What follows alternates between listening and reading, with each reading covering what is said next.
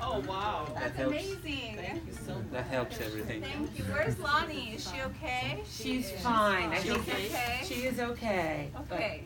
Our favorite part of that whole moment, we were laughing as you came out, was her laying on the floor going, "No, keep going, keep going." Like, oh, no. I listen from down here. Stressed out. This is Dale Hahn. Hi. She is our senior policy advisor. I was with Lonnie in the doorway. Yes. Oh, thank you. And this is Chuck Friedman. Hi, everybody. Hi, Chuck. He's an advisor in our office too. So as you know, Senator Schatz is back in DC. He just gave a very short floor speech this morning on anti-Semitism, because there was a threat that was called in, unfortunately, to our local temple preschool on the highway yesterday. That's on the news this morning. The kids were evacuated and they're putting in a safety plan. So our office is working with state and federal agencies to make sure that they develop a safety plan. But anyway, that's what he did today, amongst other things. I will let you guys ask your questions. Well, first, a big shout out to you and the staff for having him meet with us last week. Yes. That was huge. Thank you very much. He was fabulous. I could tell you thought you were never going to get to hook him and get him back on his schedule. He was on a The roll. governor waiting in his office. Oh, goodness. But it's okay. He was glad to spend the time. Well, I hope he found that we are with him. Yes. But we're going to push him to do more and more and more, Okay. because that's what we're all doing. Right. Three things we want to cover today. I'll pick up on one, and then Kate, maybe you and I can sort of bounce them around. Town hall meetings in April. Yes. We figure we've got plenty of time now, because it's still a ways away. So we're going to ask every week if you've scheduled one yet. And Well, I will tell you today that we are scheduling two during the April recess. We are doing one on the Big Island, and we will do one here in Honolulu. And then as we continue on through the rest of the recesses, he will be going to the other neighbor islands as well. So excellent. you don't need to ask me everything. There you go. But I will give you. And you reserve the Aloha Stadium for the crowd. Oh, right. So I will give you. We literally are still planning the details and the dates and everything. So as soon as I have them all, I will share them with you. Wonderful. In particular, obviously the Honolulu one, but you can. And give us the details on the others, because we have I will. members that are obviously on all islands, but they Yes. don't show up here every Tuesday. Yeah. Yes, actually, I did get a request from Mahalo Indivisible. So. Excellent. And I will send them the information Excellent. as well.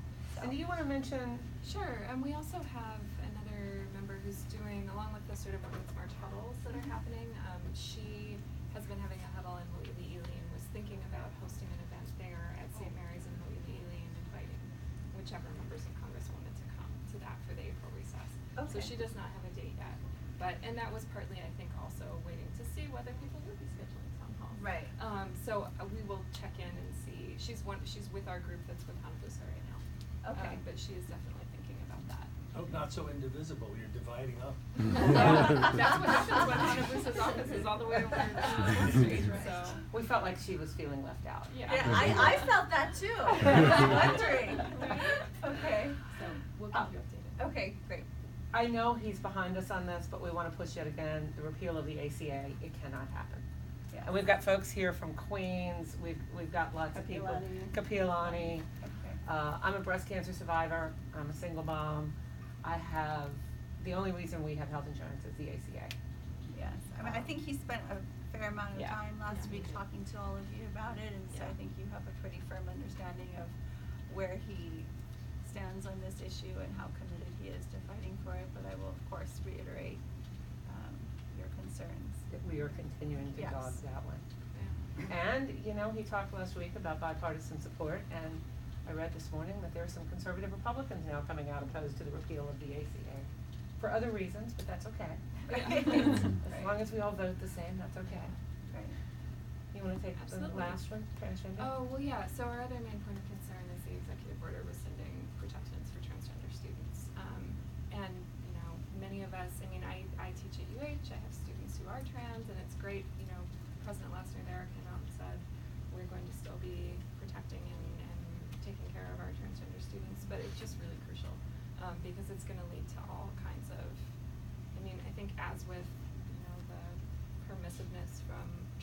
administration on anti-Semitism. We have JCC attacks and threats. It's going to lead to more attacks on trans people. So this is something we're all really concerned about as well.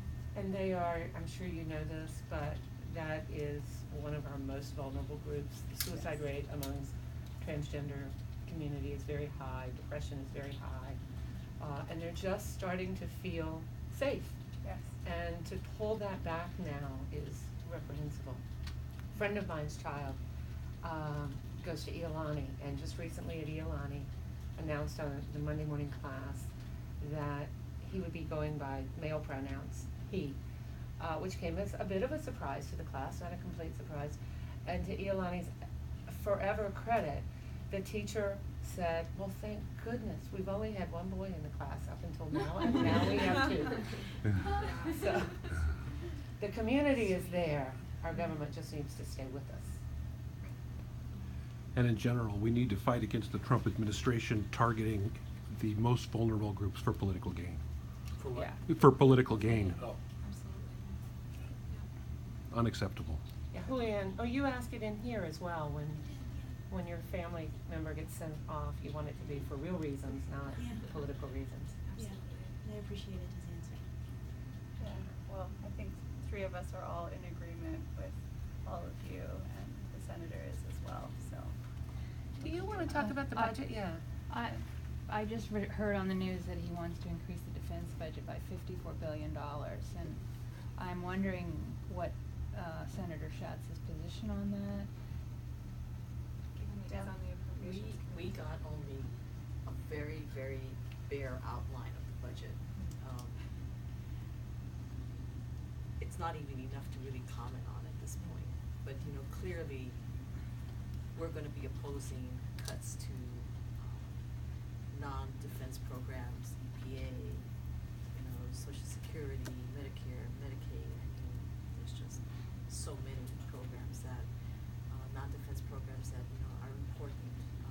But we're still trying to figure out what it is that he's actually proposing. So there isn't anything clear enough to even have much of a position on, but clearly the only reason to do that to the defense budget is to cut out everything else, which I think is Yeah, I mean, they've got to come up with, offsetting cuts, but we don't know what those are yet. I mean, we're just starting to look at it. But it seems like we should have a position that the increase is a bad thing, that we don't need $54 billion more of a defense budget. I don't think it's even clear that those are actual increases. I mean, really, what they announced was so vague I see. that we really don't understand it yet. Okay. But, I feel confident that you rely on Senator Schatz to make sure that, he'll do his best to protect, all the non-defense programs. Yeah, I hope that will include the arts as well, because a lot of Yeah. us, some of us who are not, just the idea of the NEA and the NEH, which are just minuscule parts of the federal budget, being swept aside just basically as a screw you to people who appreciate the arts, and Or public television. or public television Yeah. and public education in other ways. Yeah. Sure. Thank you. Yes. I think something else I'd like to, we've asked before of all the offices, was touched on today, but have Senator Schatz continue to really reach out across party lines. Like, we can't do this alone, so we really need to recruit any swing conservatives that we can, and to do outreach and messaging to us so that when we have personal ties to other states, we know whose offices we can reach out to or who might be swayable. Because if it's just constantly us against them, we're not going to win on the numbers game. So we really need to be doing outreach across party lines. Sure. And knowing who to reach out to. Yeah, that's a crucial point, because so many of us are either transplants or have family on the mainland. And after we get tired of calling you guys all the time, we then start calling our home states, where we grew up or have family still. So if there are places we should be targeting more than others, Okay, it would really help to know that. great, we'll let you know. Some of Do you that know is. do you know the senator's position on the presidential conflicts of interest now? Senator Warren's bill? I do not, sorry, we'll have to get back to you on that. Jasmine? Okay. Anybody else want to raise anything? Yeah, just real quick, we're talking about the defense budget. So him and I are partners at in cardiology at Queens. and we kind of watch the budget, and we watch what's going on, we watch the ER. I know I'm sure you guys know about our homeless problem. Yeah. So I think for our finances, it's killing the hospital system. I don't know if you guys see it there, but probably in the adult world, we see it big time. So it kind of hits us when the whole hospital is struggling, the budget's struggling. I'm administrator there too, so I see that, and it's hard to hear about defense spending when your town is kind of having these issues, and we're trying to provide health care for the whole state, and it's very difficult when you hear this stuff about money going to the military and then you're not taking care of your health care here. So just want to. Thank you, and we know all the things that Queens tries to do and the problems that it catches because it's there. We're quite aware of what's going on in the total homeless effort. And just that sort of, I guess for the hospital, that network of care, so social programs. I know my partner's wife she works in domestic violence, and just kind of making sure that bridge is there so people don't keep coming back. And so that's probably what we would need, as a focus, the social programs to help that safety net, so we're not constantly taking the cost of care. So I don't know if you know about Senator Schatz's background, but he was actually the director of Helping Hands Hawaii for several years. So he has a lot of personal knowledge of the social aspect and sort of how homelessness affects everybody in the community, including Queens. So our office is very well aware of all of the issues, and thank you for raising that. Sure. Sorry, again. No, I was just going to say, and not to take away what little we do have, right? Because there are some social programs that it's not adequate, and we can see that every single day when we walk on the street or go into our ERs. Yes. You're also Queens. No, I'm a pediatric hospitalist at Kapiolani, so I take care of inpatient children. Oh, wow. Most of our kids are on one or another form of Medicaid, so we rely for their care and for them to be safely cared for and to get appropriate follow-up for complex medical conditions. We rely on the health insurance networks that are currently in place and which frankly are very good. I've been incredibly impressed since moving here, that had a couple of kids that were not citizens or nationals, one from the Philippines. They applied for Emergency Quest and they actually got it. So the fact that we are committed to children no matter where they come from, and that they're not gonna die because we don't care, and that we're willing to put our money towards that, I found that incredibly moving and meaningful as a pediatrician who has committed to taking care of all kids no matter where they come from or what their needs are. And of course, that's the bridge to the last issue, which is this whole immigration issue and this now asking for papers on domestic flights, which is beyond the pale ridiculous. Tonight, as he speaks before Congress, the two children of the mom who was deported are sitting in the gallery, as they should be, to make their voices heard. Has nothing to do with Hawaii values. And I know he agrees, and we would encourage him to keep beating that drum. Don't think it to himself, say it out loud. Outside words. Yeah. Okay. Anything else, folks? Do you mind if we go around, I know I've seen you guys 5 times Sure. now, but if everyone just